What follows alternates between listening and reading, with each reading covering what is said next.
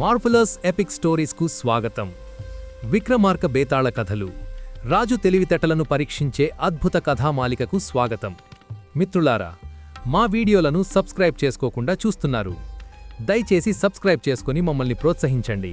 మరింత మంచి కంటెంట్ అందిస్తాం. మిత్రులారా, మీ అందరి సహకారంతో నేను మా ఉత్పత్తులను మీ ముందుకు తీసుకురాగలిగాను. ఇప్పుడు మా దగ్గర హెయిర్ గ్రోత్ ఆయిల్, ఆర్గానిక్ పసుపు, ఆర్గానిక్ కుంకుమ వంటి మరిన్ని ఉత్పత్తులు అందుబాటులో ఉన్నాయి. చాలా మందికి జుట్టు రాలడం ఎక్కువగా ఉంటుంది, బలహీనంగా కూడా ఉంటుంది. మా హెయిర్ గ్రోత్ ఆయిల్ వాడటం వలన జుట్టుకు పోషణ, బలం చేకూరుతుంది. అలాగే మా ఆర్గానిక్ పసుపు, ఆర్గానిక్ కుంకుమ కూడా స్వచ్ఛతకు మారుపేరు. మన వీడియోలను ఎలా ఆదరించారో అలాగే మా ఈ ఉత్పత్తులను కూడా ఆదరిస్తారని కోరుకుంటున్నాను. ఆర్డర్ల కోసం వాట్సాప్లో కానీ, కాల్ చేసి కానీ, ఇన్స్టాగ్రామ్లో అయినా ఆర్డర్ చేయవచ్చు. నా నంబర్కి కాల్ చేయండి, 8341119594. లింక్లు నంబర్ కింద వివరణలో, డిస్క్రిప్షన్లో ఇస్తున్నాను. ఇక ఆలస్యం చేయకుండా 18వ భాగంలోకి అడుగు పెడదాం. కథ పూర్తయ్యాక వచ్చే ఆ ఒక్క ప్రశ్నకు సమాధానం చెప్పకుండా మాత్రం ముందుకు వెళ్ళొద్దు. మీ సమాధానాల కోసం కమెంట్స్లో ఎదురుచూస్తుంటాం. కథ మీకు నచ్చితే లైక్ చేసి హైప్ చేయండి. భోజరాజుకు విక్రమార్కుడి గుణగణాలు చెప్పడానికి మూడో బొమ్మ ఈ కథను మొదలుపెట్టింది. ఉజ్జయినిలో గోవిందశర్మ అనే బ్రాహ్మణుడి 14 కొడుకు సముద్రంలో మొసలి బారిన పడతాడు. తన పాలనలో జరిగిన ఈ అకాల మరణానికి విక్రమార్కుడే కారణమని గోవిందశర్మ కోపంగా రాజును నిందిస్తాడు. విక్రమార్కుడు బ్రాహ్మణుడికి మాటిచ్చి కాళికాదేవిని ప్రార్థించి ఆమె ఇచ్చిన విభూతి ఉండా రత్నకంబళి సహాయంతో బాలుడిని తీసుకురావడానికి వెళతాడు. రత్నకంబళిపై ప్రయాణిస్తున్న విక్రమార్కుడిని ఒక పెద్ద మొసలి మింగేస్తుంది. మొసలి కడుపులో అతనికి నాగలోకం కనిపించింది. అక్కడ గోవిందశర్మ కొడుకును కలుసుకుంటాడు. బాలుడిని తీసుకుని బయటకు వచ్చిన తరువాత రత్నకంబళి వారిని పుష్కర ద్వీపానికి చేరుస్తుంది. అక్కడ శంభురాజు కుమార్తె సువర్ణ స్వయంవరం కోసం పట్టణం అలంకరించబడి ఉంటుంది. విక్రమార్కుడు బ్రాహ్మణ కుమారుణ్ణి ఒకరి వద్ద ఉంచి తాను వర్తకుడి వేషంలో స్వయంవరానికి వెళతాడు. రాకుమార్తె సువర్ణ అందరి రాజులను కాదని వర్తకుడి వేషంలో ఉన్న విక్రమార్కుడి మెడలో పూలమాల వేస్తుంది. సువర్ణ కోరిక మేరకు రాత్రికి వర్తకుణ్ణి ఆమె అంతఃపురానికి పంపుతారు. అక్కడ విక్రమార్కుడు వారి మధ్య అడ్డంగా ఉన్న తెరను కథ చెప్పమని కోరగా భేతాళుడు ఆ తెరలో ప్రవేశించి తాను కట్టుబడి ఉన్నాను అని చెప్పి తెరను తీయించాక కథ చెప్పడం ప్రారంభిస్తాడు. పూర్వం సింహనగరం అనే చక్కని పట్టణానికి చంద్రశేఖరుడు అనే రాజుండేవాడు. అతనికి చాలామంది భార్యలున్నా సంతానం కలగలేదు. ఎన్నో పూజలు, దానధర్మాలు చేసిన తర్వాత చివరికి దైవానుగ్రహం వల్ల వారికొక కొడుకు కలిగాడు. అతనికి కాంతిరూపుడు అని పేరు పెట్టి అల్లారు ముద్దుగా పెంచసాగారు. ఆయన కుమారునికి సకల విద్యలు నేర్పించాడు. యుక్త వయస్సు వచ్చిన తర్వాత అతనికి వివాహం చెయ్యాలని సంకల్పించి యువరాజు చిత్రపటం గీయించి, దీనిని పట్టుకుని మీరు దేశదేశాలు వెదికి మన యువరాజుకు తగిన కన్యను వెదికి ఈ పటం వారికి చూపి మంచి ముహూర్తం నిశ్చయించుకుని రండి అని తన సేవకుల్లో పంపాడు. దేశదేశాలు తిరిగినా వారికి తగిన కన్య కనిపించకపోవడంతో నిరాశతో వారు తిరిగి వస్తూ దారిలో ఒక పట్నం దగ్గర చెరువు ఒడ్డున విడిది చేశారు. వారు విడిది చేసిన ప్రదేశానికి కొంత దూరంలో వేరే వారు కూడా గుడారాలు వేశారు. చంద్రనగర మంత్రి వారితో మాటామంతి కలిపి వారు ఇక్కడికి రావటానికి కలిగిన సందర్భము చెప్పి, మీరు ఇక్కడ ఎందుకున్నారు అని వారిని అడిగాడు. దానికి, మేము మహేంద్రపురం అధిపతి ఇంద్రసేనుడి మంత్రిని, నా పేరు విశ్వావసుడు, మా రాజుకి లేకలేక కలిగిన కుమార్తె, ఆమె పేరు కాంతిరూపిణి. ఆమె సౌందర్యాన్ని వర్ణించడం ఎవరితరమూ కాదు. ఆమెకు తగిన వరుణ్ణి వెతకటానికి ఆమె చిత్రపటం గీయించి ఆమెకు తగిన రాజకుమారుణ్ణి వెతకమని మా రాజుగారు పంపారు. అందుకని మేము తిరుగుతున్నాము అని చెప్పాడు. వెంటనే ఇరువురు మంత్రులు వారి దగ్గర ఉన్న చిత్రపటాలను కలిపి చూశారు. అవి ఒకదానితో ఒకటి చక్కగా ఉన్నాయి.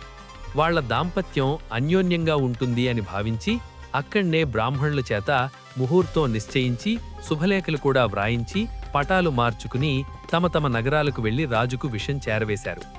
చంద్రశేఖరుడు, ఇంద్రసేనుడు చాలా సంతోషించి వివాహం జరిపించారు.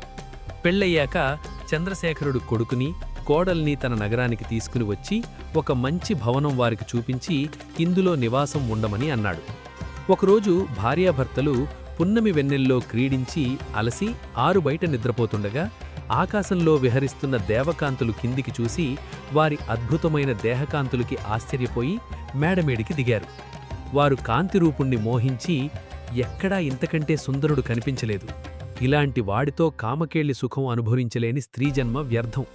మనం ఇతన్ని దేవలోకం తీసుకునిపోయి వంతుల వారీగా ఇతనితో సుబిద్ధం అనుకుని తమ మహిమతో భార్యకు తెలియకుండా కాంతిరూపుణ్ణి తమ లోకం తీసుకునిపోయారు అని చెప్పి ఆపి, స్వామి, ఈ కథ నాకు ఇంతవరకు మాత్రమే తెలుసు, ఆపై తెలియదు అనేశాడు భేతాళుడు తెర రూపంలో. ఆ కథను చాలా ఆసక్తితో వింటున్న రాజకుమార్తె, అయ్యో, ఆ తర్వాత ఏం జరిగింది, కాంతిరూపుడు ఏమయ్యాడు అనుకుంటుంటే వర్తకుడు, తెర, కథ మధ్యలో నిలిపివేశావు, తర్వాత ఏం జరిగిందో చాలా కుతూహలంగా ఉంది, ఎవరు చెప్తారు మిగిలింది అని అడిగాడు. అందుకు తెర, అదుగో రాజనందన శయ్యవద్ద ఉన్న దీపపు సెమ్మే చెప్తుంది అంది. అప్పుడు వర్తకుడు, ఓ దీపపు సెమ్మే, తెర కొంత భాగం చెప్పి కథ మధ్యలో నిలిపివేసింది, మిగిలింది చెప్పి మాకు సంతోషాన్ని కలిగించు అన్నాడు. వెంటనే భేతాళుడు ఆ దీపపు సెమ్మెలో చేరి, అయ్యో, ఈ రాజకుమారి పెద్ద దీపం పెట్టి కూర్చుని ఉంది, వేడితో కాగిపోతున్నాను, ఇంక కథెలా చెప్పగలను అంది దీపం. తెరచేరా, దీపం మాట్లాడ్డమా, కథలు చెప్పడమూనా, ఇతనెవరో గొప్పవాళ్లా ఉన్నాడు, ఇంకా ఏం వింతలు చేస్తాడో చూద్దాం అని రాజకుమారి దీపం సెమ్మలోని దీపం ఆర్పి వచ్చి కూర్చుంది. వర్తకుడు అది చూసి, ఈమె దీపం ఆర్పి నీ ఇష్టం తీర్చింది కదా, ఇక తర్వాత కథ ప్రారంభించు అన్నాడు. దేవకాంతలు తన భర్తను తీసుకునిపోయిన విషయం తెలియక కాంతిరూపిణి అంతఃపురం అంతా వెదికించింది. ఎక్కడా కనిపించకపోవడంతో దిగులుపడి మావగారికి ఈ వార్త తెలియపరిచింది. చంద్రశేఖరుడు సేవకులచే ఎంతో వెదికించినా కాంతిరూపుడు కనిపించక విచారంతో రాజ్యపాలన సరిగ్గా చేయలేక తల్లడిల్లిపోయాడు. కాంతిరూపిణి విరక్తితో భర్తను స్మరిస్తూ నిష్ఠతో కాలం గడపసాగింది. దేవకాంతులు కాంతిరూపుణ్ణి తమ లోకంలోకి తీసుకునిపోయి రోజుకొకరి వంతుగా అతనితో రతిసౌఖ్యం అనుభవించసాగారు. ఏమీ చేయలేక అతను వారితో సకల భోగాలు అనుభవించసాగాడు. కొన్నాళ్లలా గడిచాక దేవకాంతులు ఒకచోట చేరి, మనం ఒక తప్పు చేశాం, అగ్నిసాక్షిగా పెళ్లాడిన భార్యకి తెలియకుండా ఇతన్ని తీసుకుని వచ్చేశాం, ఆమె పతి కోసం ఎంత దుఃఖిస్తుందో, ఇతన్ని మనం వదులుకోలేము, కనుక ఆమెను కూడా మనలో కలుపుకుని ఆమెకి కూడా ఒకనాడు వంతివ్వడం న్యాయం, అలా అయితే ఆమె కూడా వారానికి ఒకసారి కామసుఖాలను అనుభవించగలదు, ఇలా చెయ్యకపోతే మనకి మహాపాపం వస్తుంది అని అది మొదలు వాళ్లు రాత్రిలలో భూలోకానికి వచ్చి సముద్ర స్నానం చేయడం వాడుక. అలా వచ్చినప్పుడు కాంతిరూపుణ్ణి తీసుకుని వచ్చి అతని భార్యకి పరిచారికలకి స్మృతి లేకుండా చేసి తాము తిరిగి వెళ్ళిపోయేటప్పుడు అతన్ని మళ్లీ తమతో తీసుకునిపోయేవారు. కాంతిరూపుడితో అతని భార్య దేవతల మాయ వల్ల మాట్లాడలేకపోయినా అతను ఆమెతో క్రీడించి పోయేవాడు. అలా 1 సంవత్సరం గడిచేసరికి ఆమె గర్భవతైంది. ఎవరికైనా తెలిస్తే నిందపడవలసి వస్తుందని ఏం చెయ్యాలా అని భగవన్మాయ గురించి చింతిస్తూ రహస్యంగా ఉంచినా గుట్టు బయటపడక తప్పలేదు. కాంతిరూపిణి చెలికత్తలు నరపురుషుడి దర్శనమే లేని అక్కడ ఉంటున్న రాణి గర్భవతైనందుకు ఆశ్చర్యపోతూ ఆ విషయం దాచితే తమకి మాట వస్తుందని భయపడి ఆమె మావగారికి రహస్యంగా, మహాప్రభో, తూనీగైనా చొరరాని అంతఃపురంలో ఉన్న దేవిగారికి ఎలా చూలు కలిగిందో చెప్పలేకపోతున్నాను, మేము ఎన్ని విధాలా అడిగినా తనకు ఏమీ తెలియదని భగవంతుడి మీద ఆనవేసి ఆమె చెబుతున్నారు, జరిగినది మీకు చెప్పాము అన్నారు. చంద్రశేఖరుడికి ఆశ్చర్యమూ దుఃఖమూ వేశాయి. తన కోడలు ఎవరితోనో కూడి వాంఛ తీర్చుకుంటోందని, అందువలనే గర్భవతి అయిందని దృఢంగా నమ్మాడు. మంత్రితో ఆలోచించి లోకం ఏమంటుందో అని భయపడి ధర్మశాస్త్రజ్ఞులను పిలిపించి జరిగింది చెప్పాడు. వారు శాస్త్రాలు తిరగేసి, ప్రభూ, భర్త లేనప్పుడు విటుడితో కూడి గర్భవతైన స్త్రీని ఎవరికీ తెలియకుండా అరణ్యానికి పంపివేయటమే మంచిది అని చెప్పారు. రాజు వెంటనే ఆమెను అడవిలో వదిలివేయమని ఆజ్ఞాపించాడు. అర్ధరాత్రి అరణ్యంలో వదలబడిన కాంతిరూపిణి తన దుర్దశకు విచారిస్తూ భగవంతుణ్ణి స్మరించి ఏ అడవి జంతువైనా ఎదురువస్తే అవి తింటాయని వాటికి ఎదురు వెళ్ళింది. అయినా అవి ఆమెను చూడకుండా పక్కనుంచి వెళ్ళిపోసాగాయి. ఇంకేం చేయాలి అని ఏడుస్తూ నడుచుకుంటూ వెళ్తుంటే తెల్లవారింది. ఒక సన్నటి బాట కనిపిస్తే దాని వెంట నడుస్తూ వెళ్తుండగా అక్కడ ఆమెకు ఒక శ్మశానం ఎదురైంది. ఇలా కష్టాలు పడడం కంటే ఆ చితిలో పడి చనిపోవడం మేలు అనుకుని అంతలో ఎవరో స్త్రీ రోధిస్తున్నట్లు వినిపించి అది ఏ దయ్యమో అని భ్రమపడి అది రాకముందే చనిపోవాలని మంటలలో దూకబోయేంతలో ఒక వృద్ధురాలు పరుగుపరుగున వచ్చి ఆమె చెయ్యి పట్టుకుని యువతలకు లాగింది. వెంటనే, నువ్వెవరు, నా చెయ్యెందుకు పట్టుకున్నావు, ఈ సమయంలో నువ్విక్కడ ఎందుకున్నావు అని అడిగింది. ముందు నువ్వెవరో చెప్పు, నువ్విక్కడకు ఎందుకు వచ్చావు? ముందు నీ పేరు చెప్పు. నువ్వు మనిషివే అయితే నా వృత్తాంతం చెబుతాను. భూతానివైతే నన్ను తినేసి నీ ఆకలి తీర్చుకో అంది ఆ వృద్ధనాలు. కాంతిరూపిణి తను ఇక్కడకు ఎందుకు వచ్చింది అంతా వివరంగా చెప్పింది. అది విని వృద్ధురాలు ఆశ్చర్యపోయి, దైవఘటన ఎవరికీ తెలియదు. మహాభోగాలను అనుభవించవలసిన నీకు ఈ గతి పట్టిందా? ఇక మాలాంటి వాళ్లకి కలిగే కష్టాలు ఒక లెక్క. ఏ రాజు నిన్ను అడవికి పంపించేశాడో ఇది ఆ రాజు చంద్రశేఖరుడు పాలించే చంద్రనగరమే. రాత్రి కనుక దారులు తెలియక మళ్ళీ ఇక్కడికే చేరావు. నేనీ పట్నంలో వేశ్యని. నా పేరు ధనవతి. ఈ చితిమీద కాలుతున్నది నా కూతురు. ఈరోజు ఉదయమే మరణించింది. పుత్రిక మీద మమకారం పోక ఇంట్లో ఉండలేక ఈ చితినైనా చూద్దామని ఏడుస్తూ ఇక్కడకు వచ్చాను.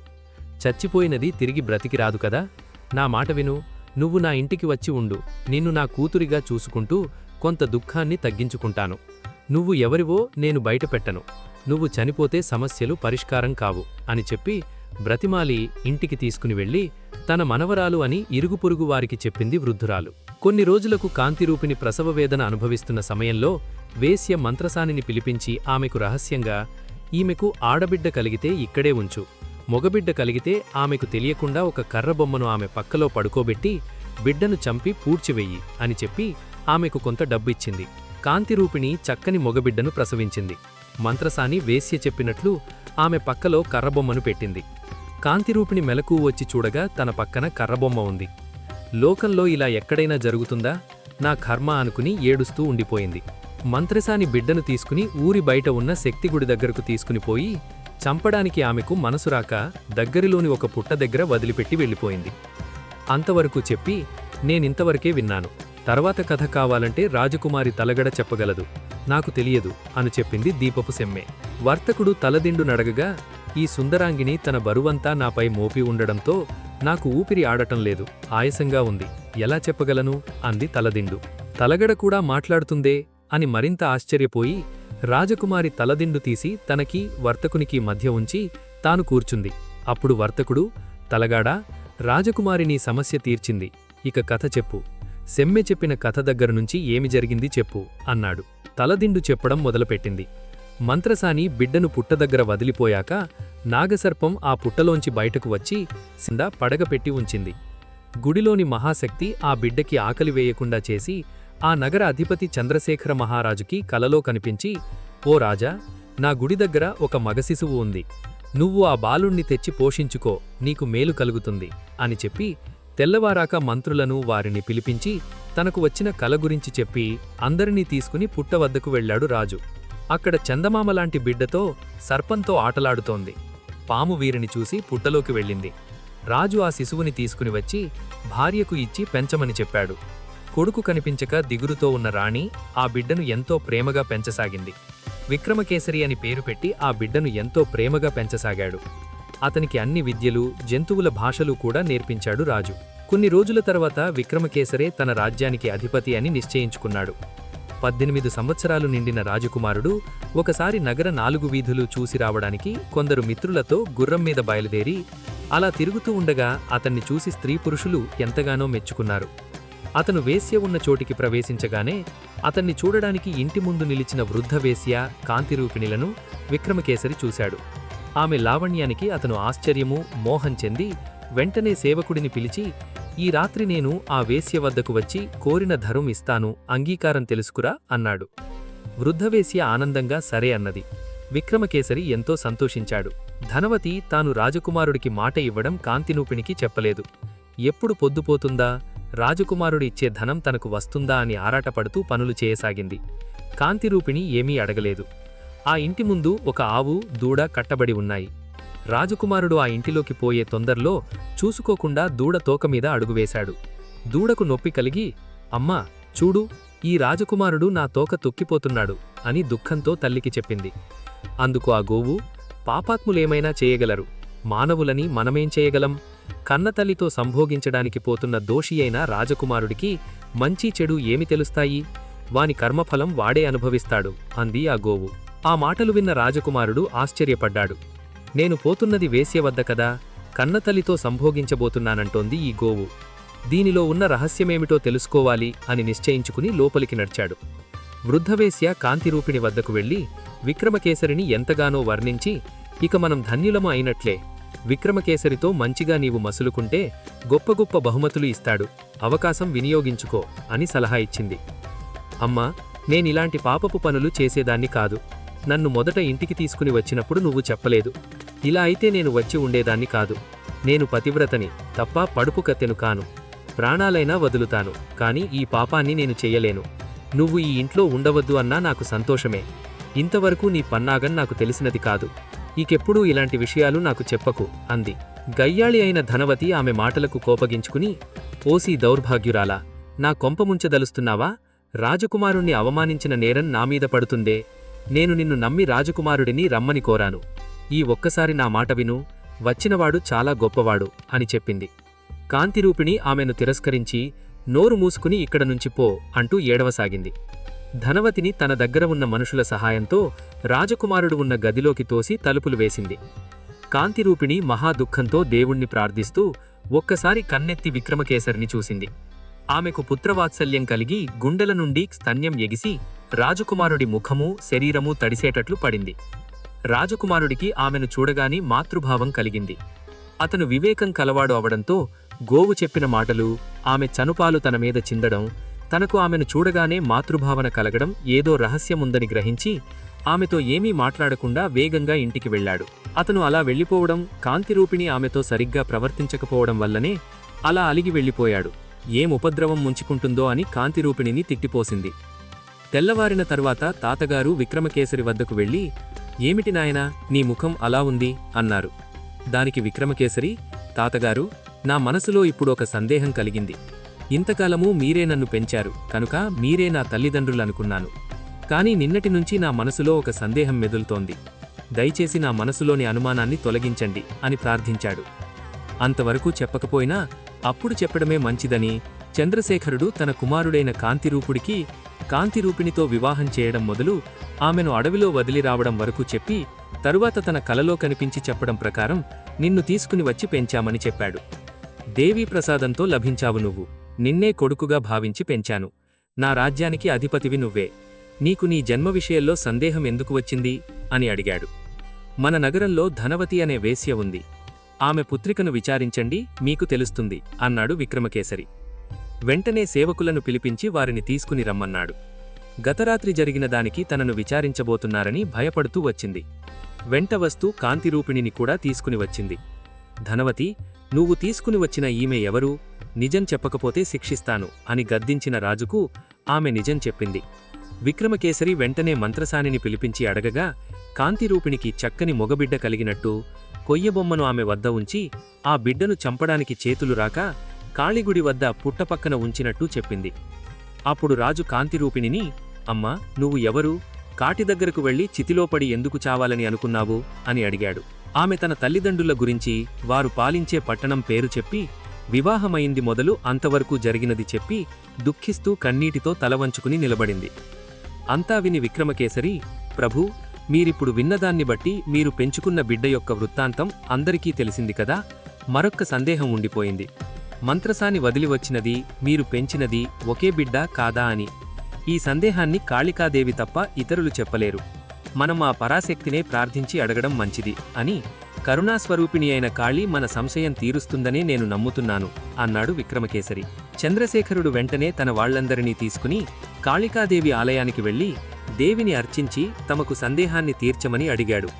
వారి ప్రార్థనను ఆలకించి ప్రత్యక్షమైన దేవి కాంతిరూపిణి తన భర్తతో వెన్నెలలో శయనించి ఉండగా దేవతా స్త్రీలు కాంతిరూపుడిని తీసుకుని పోయింది మొదలు అంతవరకు జరిగినది చెప్పి, రాజా, నీ కుమారుడు దేవలోకంలో దేవకాంతల వద్ద ఉన్నాడు. ఈమె నీ కోడలు, పరమపతివ్రత. రహస్యం తెలియక నువ్వు ఈమె వ్యభిచరించడం వల్ల గర్భవతి అయిందని భావించి అడవులకు పంపావు. ఈమెలో ఏ దోషమూ లేదు. ఈమె గర్భం ఈమె భర్త వల్లనే వచ్చింది. విక్రమకేసరి అనే ఈ కుమారుడు కాంతిరూపిణి పుత్రుడు, నీకు మనవడు. ఈమెకు తన భర్త లభించాలంటే శ్రద్ధాభక్తులతో ఆ దేవతా స్త్రీలను ఆరాధించాలి. అలా చేస్తే వారు ప్రత్యక్షమవుతారు. అప్పుడు వారిని పూజించి పతిభిక్ష అర్థిస్తే వారు కరుణించి సంతోషించి ఈమెకు భర్తను ఇచ్చి వెళ్తారు అని చెప్పి మాయమైంది అమ్మవారు. ఆ చరిత్ర విన్న వారందరూ ఆశ్చర్యపోయారు. రాజు కోడల్ని ఓదార్చి మనవడిని తీసుకుని అందరితోనూ నగరానికి వెళ్లి ధనవతితో, నువ్వు చేయదలిచిన పనికి నిన్ను ఉరితీయాలి. కాని నా కోడలు నిప్పుల్లో పడకుండా కాపాడావు కనుక నీకు శిక్షకుండా వదులుతున్నాను పో అన్నాడు రాజు. మంత్రసానితో వేశ్య పిల్లాడిని చంపమన్నా చంపకుండా బిడ్డని కాపాడి నా వంశం నిలిచేటట్లు చేశావు. నీవు పుణ్యాత్మురాలివి అంటూ ఆమెకు అనేక బహుమతులిచ్చి నగరంలోనే ఉండమన్నాడు. కాంతిరూపిణి తన తల్లి అని తెలిసిన విక్రమకేసరి ఆమె పాదాలమీద పడి తన నేరాలను మన్నించమని వేడుకున్నాడు. ఆమెను అంతఃపురానికి పంపాడు. పతివ్రత అయిన కాంతిరూపిణి కాళికాదేవి చెప్పిన ప్రకారం దేవతా స్త్రీలను చాలా భక్తితో ఆరాధించింది.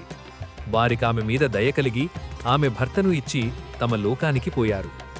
అతన్ని దేవతా స్త్రీలు తీసుకొని పోయిన తరువాత జరిగినదంతా చెప్పాక తండ్రి వద్దకు వెళ్లి తన వృత్తాంతం తండ్రికి చెప్పాడు.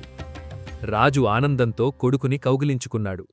ఒక శుభముహూర్తాన అతనికి పట్టాభిషేకం చేశాడు. కాంతిరూపుడు చాలా కాలం రాజ్యపాలన చేస్తూ భార్యాపుత్రులతో సుఖంగా జీవించాడు అని తలగడ కథ ముగించినట్లు ఆగి, విక్రమార్క మహారాజా, నాకు తెలిసిన కథ నేను చెప్పాను అంది. తెర, దీపపు సెమ్మె, తలగడ కథలు చెప్పడంతో ఆశ్చర్యపోయిన రాజకుమారితే తలగడ ఆ వర్తకుణ్ణి విక్రమార్క రాజా అని పిలవడం గమనించి, ఇతను విక్రమార్కుడా?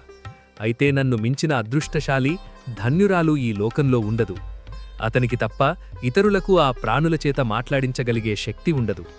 మరి విక్రమార్క చక్రవర్తికి ఇలా వర్తకుడి వేషం ధరించవలసిన అగత్యమేమిటి అని మనసులో అనుకుంటూ వెంటనే అతని పాదాలకు నమస్కరించింది. ప్రభువు, మీరు మారువేషంలో ఉండటం వలన అమర్యాదగా ప్రవర్తించాను. నా నేరాలు మన్నించండి అని ప్రార్థించింది. విక్రమార్కుడు నవ్వుతూ, నువ్వు చేసిన నేరము ఏమీ లేదు. నీ మనసు తెలుసుకునేందుకు, నన్ను నీకు తెలిపేందుకు ఇలాగా వస్తువుల చేత కథలు చెప్పించాను అంటూ తాను అంతఃపురం వదిలి వచ్చినది మొదలు జరిగిన కథంతా చెప్పాడు.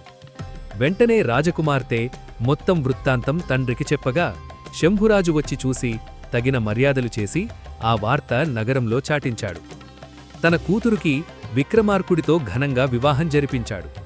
ఒక నెల మామగారింట ఉండి తాను తీసుకుని వచ్చిన బ్రాహ్మణపుత్రుణ్ణి వెంటబెట్టుకుని ఉజ్జయిని నగరానికి చేరుకున్నాడు. తాను ఇక్కడి నుంచి బయలుదేరింది మొదలు జరిగినది మొత్తం భట్టీకి చెప్పి బ్రాహ్మణుణ్ణి పిలిపించి అతని కుమారుణ్ణి కొంత ధనాన్ని ఇచ్చాడు. అతను విక్రమార్కుణ్ణి, రాజాధిరాజా, ఇలాంటి పనిని సామాన్యులే కాదు, ఎంత గొప్ప రాజులు కూడా చెయ్యలేరు. నువ్వు నిజంగా దేవాంశ సంభూతుడివి కనుక సముద్రంలో ముసలిమింగిన నా పుత్రుణ్ణి నాకు తెచ్చి ఇచ్చి నా వంశం నిలిపావు అని పొగిడి ఆశీర్వదించి కొడుకుతో సహా వెళ్ళిపోయాడు. ప్రతిమ చెప్పిన కథ విని భోజరాజు ఎంతో ఆశ్చర్యపోయాడు. ఆ వేళకి ముహూర్తం మించిపోవడంతో భోజరాజు కొలువు చాలించి తన మందిరానికి వెళ్ళిపోయారు. ఈ ప్రశ్నకు జవాబును కామెంట్లలో చెప్పండి. మంత్రసాని, వేశ్యధనవతిని పోల్చినప్పుడు ధర్మశాస్త్ర ప్రకారం ఎవరిని శిక్షించాలి, ఎవరిని గౌరవించాలి? మీరు మా ఉత్పత్తులను ఆర్డర్ చేయాలనుకుంటే నా నెంబర్కు కాల్ చేయండి, లేదా వాట్సాప్లో లేదా ఇన్స్టాగ్రామ్లో ఆర్డర్ చేయండి. నా నెంబర్ 8311119594.